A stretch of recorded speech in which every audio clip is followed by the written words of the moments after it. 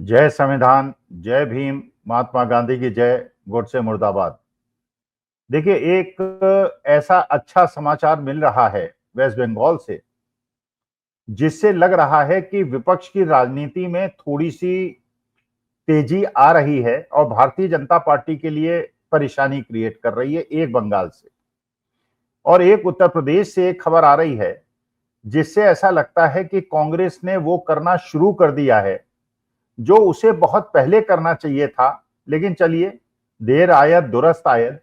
अब कांग्रेस ने वो काम करना शुरू किया है जो कि राजनीतिक पार्टी के रूप में करना आवश्यक है। देखिए, सबसे पहले चलिए हम बात करते हैं बंगाल की। बंगाल के अंदर आप जानते हैं, या पूरे हिंदुस्तान के अंदर आप जानते हैं, भारतीय जनता पार्टी की रणनीति क्या होती है। भारतीय जनता पार्टी की रणनीति होती है कि वो अपने विद्वेषकारी रणनीति के तहत मुसलमानों को आइसोलेट करती हुई हिंदुओं के कंसोलिडेशन पे इलेक्शन जीतने का प्रयास करती है। और उसका पूरा प्रयास ये रहता है कि विपक्षी दलों को ये कहा जाए, बताया जाए कि विपक्षी दल जो है मुसलमान परस्त पार्टियां हैं और भारतीय जनता पार्टी एक एकमात्र पार्टी है जो हिंदू हितों की रक्षक है। अब मानी बात है, आप जानते हैं हिंदुस्तान का जो पूरा कॉन्स्टिट्यूशन है, मतलब हमारी देश की जनसंख्या का जो संगठन है, संरक्षण है, उसके हिसाब से करीब 85% हिंदू है, बाकी 15% में बाकी सब अल्पसंख्यक आते हैं।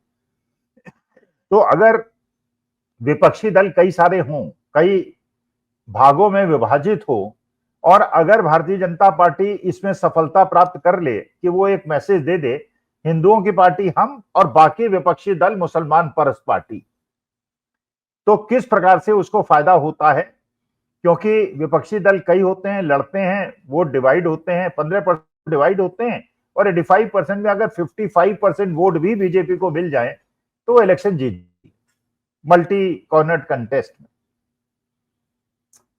तो जो बंगाल के अंदर हुआ है, देखिए बंगाल के अंदर कितनी खूबसूरत चीज हुई है। भारतीय जनता पार्टी के एक बहुत दिग्गज और कद्दावर नेता दिलीप घोष, जो वेस्ट बंगाल भारतीय जनता पार्टी के अध्यक्ष थे, बहुत दिनों तक उन्होंने भारतीय जनता पार्टी को लीड किया, उनका एक बहुत बड़ा संगठन है, और उन्होंने अब ये निर्णय ले लिया है कि वो बंगाल के अंदर भारतीय जनता पार्टी, पहले भी उन्होंने भारतीय जनता पार्टी के कार्यक्रमों में जाना छोड़ दिया था और ऐसे कार्यक्रमों में जाना शुरू कर दिया था जहां टीएमसी के बड़े बड़े नेता जाते थे और जहां ममता बनर्जी जाती थी, उन्होंने जाना शुरू कर दिया था। इंडिकेशन दे दिया था कि वो भारतीय जनता पार्टी से अलग रास्ता चुन चुके हैं। तो शुभेंदु अधिकारी एक बड़े नेता थे और दिलीप घोष एक थे। शुभेंदु अधिकारी अभी भी बीजेपी में है, लेकिन दिलीप घोष ने इंडिकेट कर दिया है कि वो अब भारतीय जनता पार्टी में नहीं रहेंगे, और बल्कि वहां एक और उन्होंने ये घोषणा कर दी है कि हिंदू सेना नाम की वो पार्टी बनाएंगे भारतीय जनता पार्टी की, जो सूत्र बता रहे हैं, और वहां पे वो इंडिपेंडेंट अलग होकर चुनाव लड़े। तो एक तो वहां पे जो वोटों का गणित है वो ये है, करीब 30% मुसलमान हैं, और उनमें आज की तारीख में क्योंकि कम्युनिस्ट और कांग्रेस काफी वीक हो चुके थे, अब आगे क्या होगा मैं नहीं जानता, लेकिन उनका एक कंसोलिडेटेड वोट, और हिंदुओं के अंदर भी ममता बनर्जी की अच्छी खासी पैठ है। और अगर इस प्रकार से हिंदू सेना के नाम से दिलीप घोष अलग पार्टी बना के चुनाव लड़ते हैं, तो जो भारतीय जनता पार्टी का कोर वोट बैंक था, जो एक्सट्रीम हिंदुइज्म का पार्टी के वोट है, वो तो दिलीप घोष के साथ चला जाएगा। और क्योंकि ये वोटों में डिवीजन होगा और हिंदू वोट अगर 55% अगर कंसोलिडेटेड भारतीय जनता पार्टी को नहीं मिलते तो इलेक्शन नहीं जीत सकती, तो वेस्ट बंगाल के अंदर तो जो एक अपोजिशन के हित में काम होना चाहिए था वो हो गया। अच्छा, इसी प्रकार से आप देखिए केरला के अंदर दो मैसेज बड़े क्लियर हुए। वहां आप जानते हैं जो मेजॉरिटी वोट है करीब हिंदू वोट है 55%, और उसके बाद वहां एक बहुत बड़ा वोट बैंक है क्रिश्चियंस का और मुसलमानों का। कुछ इलाके ऐसे हैं जहां पे मुसलमान कंसोलिडेटेड हैं, कई इलाके हैं जहां क्रिश्चियन कंसोलिडेटेड हैं, और जो ये वायनाड का इलाका है वहां मुसलमान काफी हैं, हिंदू मेजॉरिटी में है, लेकिन मुसलमान भी बहुत बड़ी संख्या में।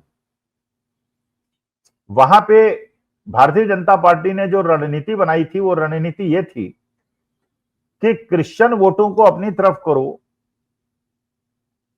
ये उनकी रणनीति थी। उन्होंने फिर क्रिश्चियंस के लिए और क्रिश्चियंस और मुस्लिम्स के बीच में भी उन्होंने काफी, जैसे आपने सुना ही होगा कि साहब वक्फ में क्रिश्चियन इलाकों गांव क्लेम कर लिए मुसलमानों ने, तो वो चाह रहे थे कि रिफ्ट हो जाए मुसलमान और क्रिश्चियन में, कंसोलिडेटेड वोट एक तरफ न पड़े और हिंदू वोट अगर हमें मिल जाए और क्रिश्चियन वोट मिल जाए तो हम चुनाव जीत जाएंगे। लेकिन जो अभी बाय इलेक्शन हुआ वहां पे विधानसभा का, उससे ये क्लियर हो गया कि क्रिश्चियन वोट तो थोड़े बहुत भारतीय जनता पार्टी को मिले, लेकिन जो एजावा वोट है, हिंदू वोट है, जो मेजोरिटी में वहां पे है, वो वोट भारतीय जनता पार्टी से कट गया और उसके अंदर गिरावट आ गई। तो इसी को हम कहते हैं कि एक ऐसी स्थिति बनती है कि अगर एक वोट की आप चिंता करते हैं तो दूसरे वोट को आपको छोड़ना पड़ता है। तो क्रिश्चियन वोटों की चिंता आपने की तो आपको हिंदू वोट में कटौती हो गई। तो अगर आप कोशिश करेंगे किसी प्रकार से रणनीति बदलते हुए कोई भी कंप्रोमाइज करोगे, जो इस परेशानी कांग्रेस के साथ भी आई थी, उसे हिंदू वोट भी चाहिए, मुसलमान वोट भी चाहिए, क्रिश्चियन वोट भी चाहिए, सिख वोट भी चाहिए, तो वो किसी एक धर्म और जाति की बात नहीं कर सकती, जो भारतीय जनता पार्टी कर सकती है, क्योंकि they don't want Muslim votes. 12-13% मुस्लिम वोटों की उसको आवश्यकता ही नहीं, कांग्रेस से नहीं कर सकती। वो डायलेमा उसके पास था, क्योंकि उसे नेशनल पार्टी के रूप में केवल हिंदू वोटों पर निर्भर नहीं रहना। तो इसका दुष्परिणाम केरला के अंदर शशि थरूर, जो आजकल भारतीय जनता पार्टी के बहुत क्लोज हो गए हैं और भारतीय जनता पार्टी भी उनकी बहुत बड़ी प्रशंसक हो गई है, वहां पे शशि थरूर कन्वेंसिंग करने नहीं गए और रोज मोदी जी के फेवर में बोल रहे हैं। इसके बावजूद कांग्रेस बड़ी अच्छी कंफर्टेबली जीत गई। इसका मतलब शशि थरूर को भी यह मैसेज मिल गया कि आपकी रेलेवेंस उतनी ज्यादा नहीं है, आप इतने बड़े नेता नहीं हैं, आपकी रेलेवेंस इसलिए थी, आप इसलिए जीतते थे कि आप कांग्रेस पे। ठीक है, आप एक अच्छे नेता हैं, अंग्रेजी अच्छी बोलते हैं, बढ़िया पढ़े लिखे आदमी हैं, लेकिन आप ही को तो 50 करोड़ की गर्लफ्रेंड आपकी पत्नी के लिए मोदी जी ने कहा था। लेकिन चलिए, वो मुद्दा है। लेकिन आज के तारीख में आप भारतीय जनता पार्टी के बहुत क्लोज हो गए हैं। लेकिन जो ये इलेक्शन रिजल्ट आया, उससे पता चलता है कि आपकी भी रिलेवेंस खत्म हो गई है और भारतीय जनता पार्टी अगर हिंदुओं के अलावा किसी का वोट लेने की कोशिश करेगी और स्टेट वाइज अपनी स्ट्रेटेजी बनाएगी तो उसको मुंह को खानी पड़ेगी। अच्छा, तीसरी चीज जो मैं कह रहा था कि कांग्रेस ने रणनीति में अच्छा बदलाव किया है, वो आप देखिए। एक बार मैंने पहले 7-8 महीने पहले एक वीडियो बनाई थी और ये बड़ा स्पष्ट कहा था कि कांग्रेस वो करती नहीं जो उसे करना चाहिए। जो लोग कांग्रेस का समर्थन कर रहे हैं, अपने रिस्क पे कर रहे हैं, बिना किसी फायदे के कर रहे हैं, बिना किसी ऑब्जेक्टिव के कर रहे हैं, बिना किसी वेस्टेड इंटरेस्ट के कर रहे हैं। जैसे हम लोग हैं, हमारा कोई इंटरेस्ट नहीं है। अब इस 73 साल की उम्र में हमारा क्या इंटरेस्ट होगा।